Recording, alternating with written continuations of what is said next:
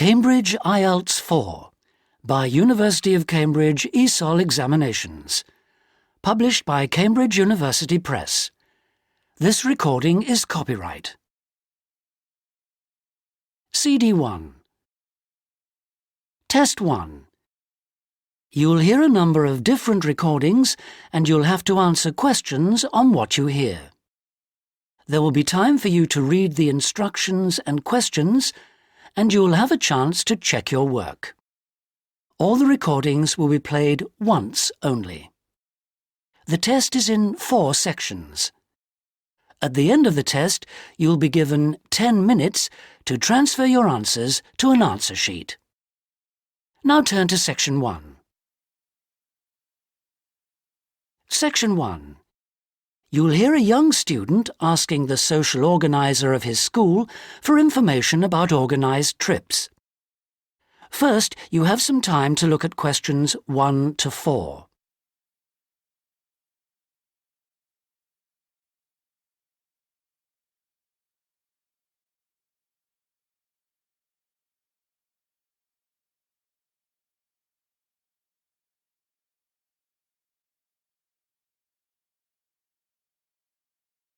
You'll see that there is an example which has been done for you. On this occasion only, the conversation relating to this will be played first. Good morning.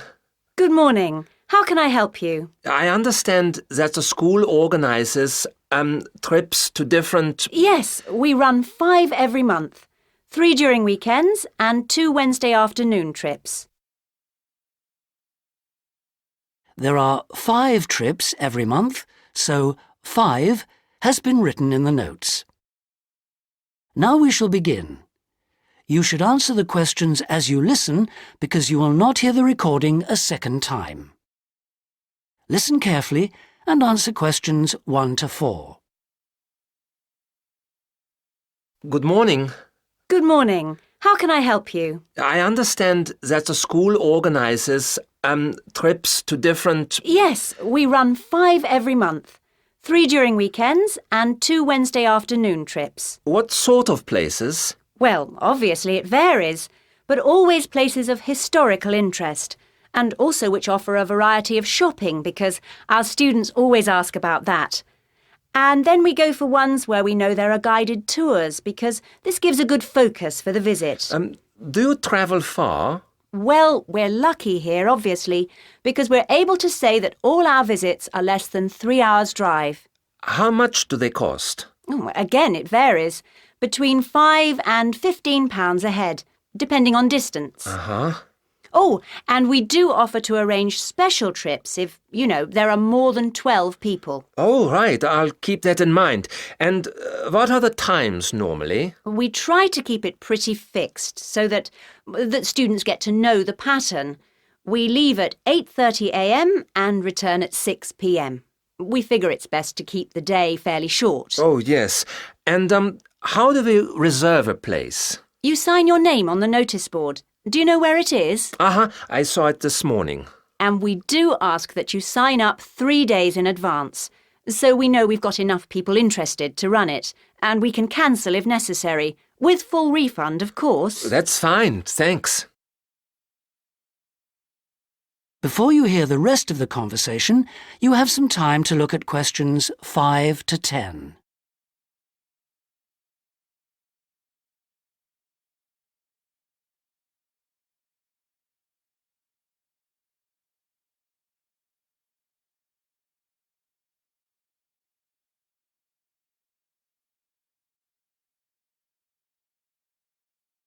Now listen and answer questions 5 to 10. And what visits are planned for this term? Right, well, I'm afraid the schedule hasn't been printed out yet, but we have confirmed the dates and planned the optional extra visits, which you can also book in advance if you want to. Oh, that's all right. If you can just give some idea of the weekend ones so I can... work out when to see friends, etc. Oh, sure. Well, the first one is St Ives. That's on the 13th of February. and we'll have only 16 places available because we're going by minibus. And that's a day in town with the optional extra of visiting the Hepworth Museum. All right, yeah, that sounds good. Then there's a London trip on the 16th of February, and we'll be taking a medium-sized coach, so there'll be 45 places on that. And let's see, the optional extra is the Tower of London. Oh, I've already been there. After that, there's Bristol on the 3rd of March. Where? Bristol, Bristol. Okay. That's in a different minibus with 18 places available. Oh, and the optional extra is a visit to the SS Great Britain. Okay. We're going to Salisbury on the 18th of March, and that's always a popular one because the optional extra is Stonehenge. So we're taking the large coach with 50 seats. Oh, good. And then the last one is to Bath on the 23rd of March. Oh, yes. Is Bath the Roman city? Yes, that's right. And that's in the 16-seater minibus. And where's the optional visit? It's to the American Museum. Well worth a visit. Okay, well, that's great. Thanks for all that. My pleasure. Oh, by the way, if you want more information about any of the trips, have a look in the student newspaper. Okay. Or have a word with my assistant. Her name is Jane Yentob. That's Yentob. Right, I've got that. Thank you very much for all your help. You're very welcome. I hope you enjoy the trips. That is the end of section 1. You now have half a minute to check your answers.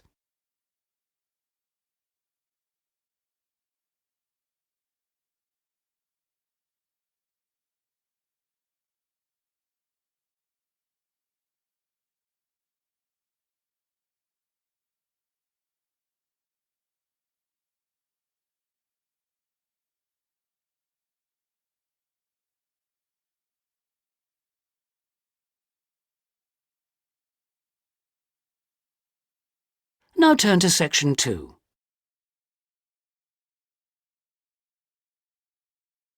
Section 2. You'll hear a tour guide giving a talk about a museum centre called Riverside Industrial Village. First, you have some time to look at questions 11 to 13.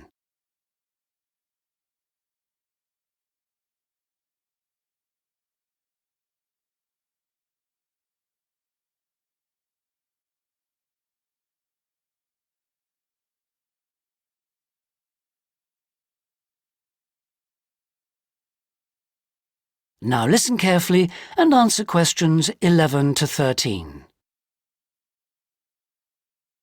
Good afternoon, everybody, and welcome to Riverside Industrial Village. To start your visit, I'm just going to give you a brief account of the history of the museum before letting you roam about on your own. I won't keep you long, OK? Now, from where we're standing, you've got a good view of the river over there. And it was because of this fast-flowing water that this site was a natural place for manufacturing works. The water and the availability of raw materials in the area like minerals and iron ore, and also the abundance of local fuels like coal and firewood, all made this site suitable for industry from a very early time. Water was the main source of power for the early industries, and some of the water wheels were first established in the 12th century, would you believe? At that time, local craftsmen first built an iron forge just behind the village here on the bend in the river. By the 17th and 18th centuries, the region's rivers supported more than 160 water mills, and many of these continued to operate well into the 19th century. But then the steam engine was invented. And then the railways came, and the centres of industry were able to move away from the rivers and the countryside and into the towns. So industrial villages like this one became very rare. So, that's the history for you. If you'd like any more information, you can ask me some questions, or you can read further in our excellent guidebook. Before you hear the rest of the talk, you have some time to look at questions 14 to 20.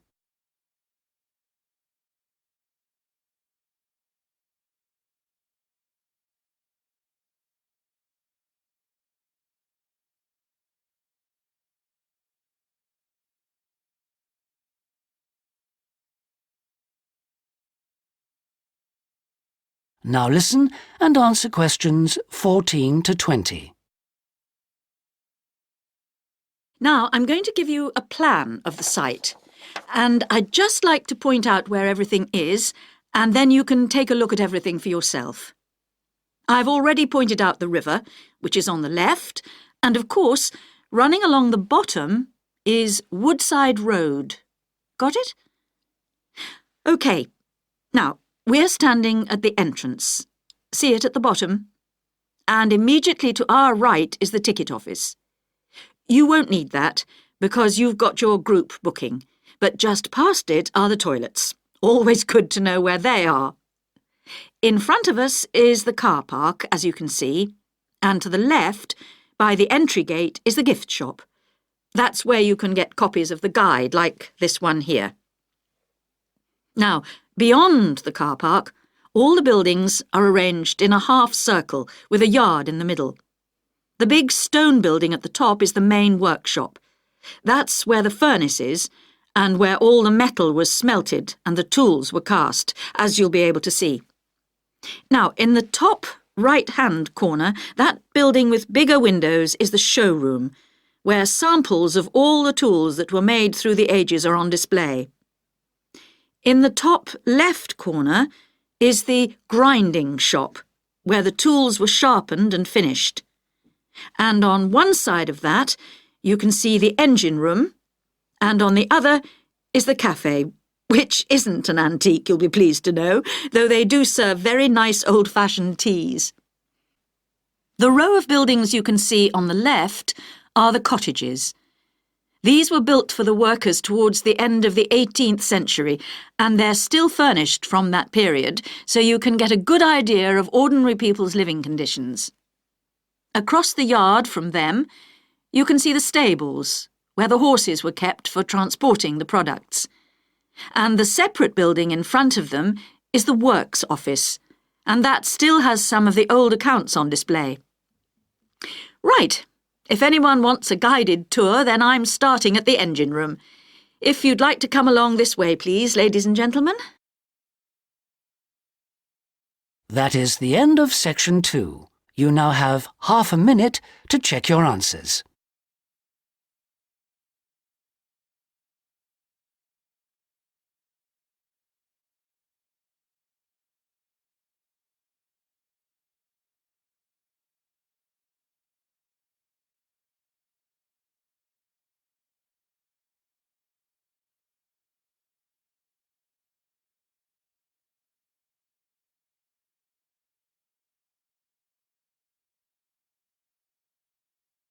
Now turn to section 3.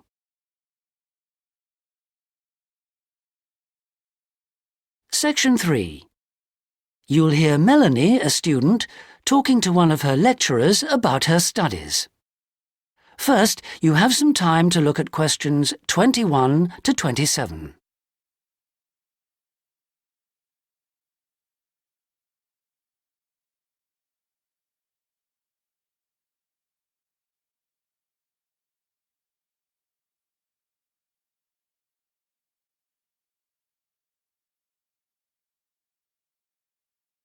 Now listen carefully and answer questions 21 to 27. Excuse me, Dr. Johnson. May I speak to you for a minute? Sure, come in. I'm Melanie Griffin. I'm taking your course in population studies. Right. Well, Melanie, how can I help you? I'm having a bit of trouble with a second assignment, and it's due in 12 days. What sort of trouble are you having? Is the assignment question a problem? Well, that's part of the problem. I've been having trouble getting hold of the books. I've been to the library several times and all the books are out. Sounds like you should have started borrowing books a bit earlier. Well, I had a really big assignment due in for another course, and I've been spending all my time on that, and I thought... You might get an extension of time to finish your assignment for me? If that's possible, but I don't know if... Well, yes, it is possible, but extensions are normally given only for medical or compassionate reasons. Otherwise, it's really a question of organizing your study, and we don't like giving extensions to students who simply didn't plan their work properly. What did you get for your first assignment? I got 87%. Yes, you did very well, indeed. So, obviously, you can produce good work. I don't think I'll need too much extra time, as long as I can get hold of some of the important references. Well, since you did so well in your first assignment, I'm prepared to give you an extra 2 weeks for this one. So that'll mean you'll need to submit it about a month from now. Oh, thank you. Now, what about the reading materials? Have you checked out the journal articles in the list? No, not yet. There were about 20 of them, and I wasn't sure which ones would be most useful or important. Well, they're all useful, but I don't expect anyone to read them all because a number of them deal with the same issues. Let me give you some suggestions. The article by Anderson and Hawker is really worth reading. Right, I'll read that one. You should also read the article by Jackson, but just look at the part on the research methodology, how they did it. Okay, Jackson. Got that. And if you have time, the one by Roberts says very relevant things, although it's not essential. So, okay, if it's useful, I'll try and read that one. Now, the one by Morris, I wouldn't bother with that at this stage if I were you. Okay, I won't bother with Morris. Oh, now, someone told me the article by Cooper is important. Well, yes, in a way. But just look at the last part, where he discusses the research results. And lastly, there's Forster. I can't think why I included that one. It's not bad, and could be of some help, but not that much. Before you hear the rest of the conversation, you have some time to look at questions 28 to 30.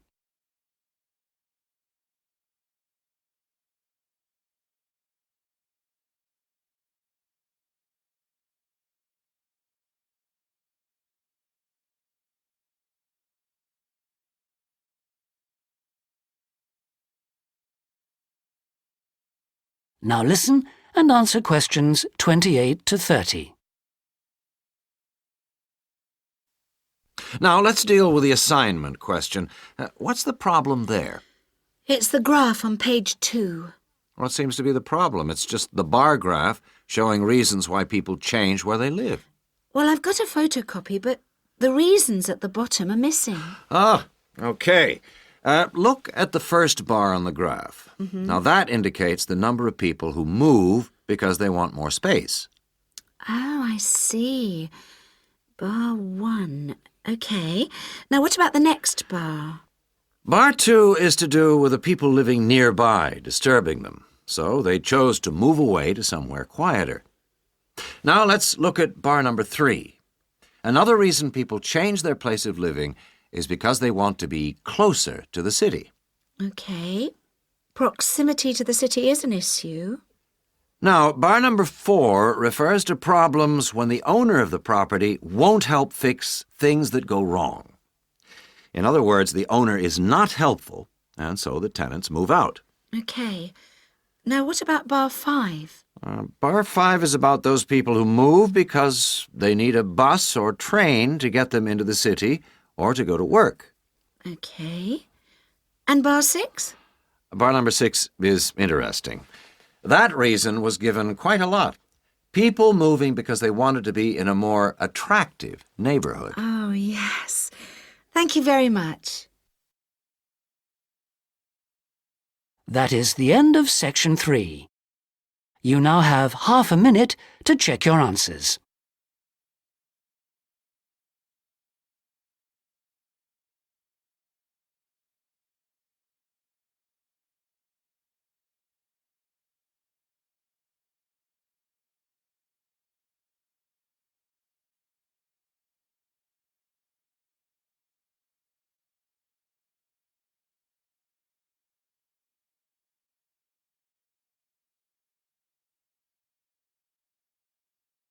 Now turn to Section 4.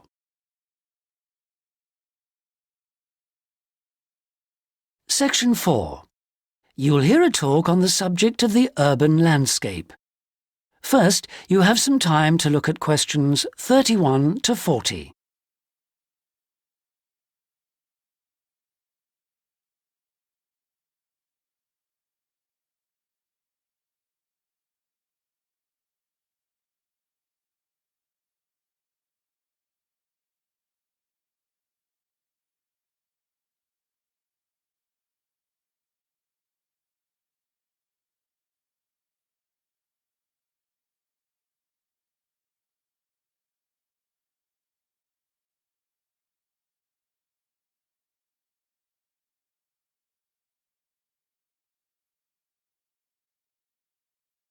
Now listen carefully and answer questions 31 to 40. Good day, ladies and gentlemen. I have been asked today to talk to you about the urban landscape. There are two major areas that I will focus on in my talk: how vegetation can have a significant effect on urban climate, and how we can better plan our cities using trees to provide a more comfortable environment for us to live in. Trees can have a significant impact on our cities. They can make a city as a whole a bit less windy, or a bit more windy if that's what you want. They can make it a bit cooler if it's a hot summer day in an Australian city, or they can make it a bit more humid if it's a dry inland city. On the local scale, that is in particular areas within the city, trees can make the local area more shady, cooler, more humid and much less windy.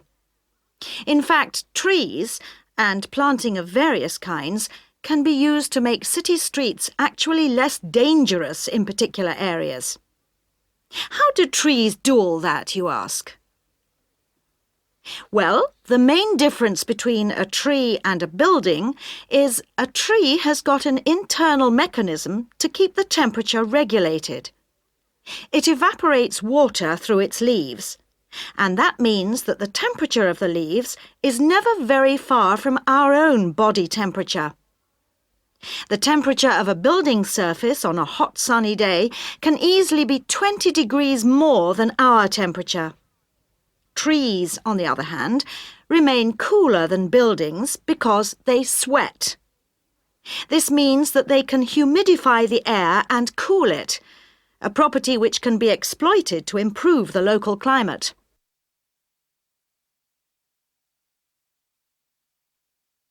Trees can also help break the force of winds. The reason that high buildings make it windier at ground level is that as the wind goes higher and higher, it goes faster and faster. When the wind hits the building, it has to go somewhere. Some of it goes over the top, and some goes around the sides of the building, forcing those high-level winds down to ground level. That doesn't happen when you have trees.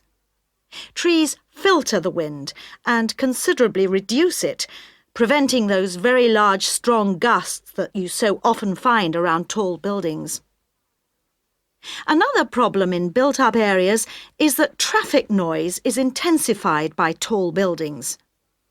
By planting a belt of trees at the side of the road, you can make things a little quieter, but much of the vehicle noise still goes through the trees.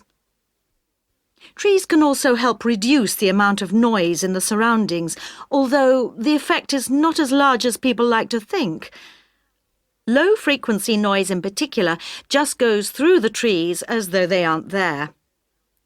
Although trees can significantly improve the local climate, they do, however, take up a lot of space. There are root systems to consider, and branches blocking windows and so on. It may therefore be difficult to fit trees into the local landscape. There is not a great deal you can do if you have what we call a street canyon, a whole set of high-rises enclosed in a narrow street. Trees need water to grow. They also need some sunlight to grow, and you need room to put them. If you have the chance of knocking buildings down and replacing them, then suddenly you can start looking at different ways to design the streets and to introduce tree planting. That is the end of section 4. You now have half a minute to check your answers.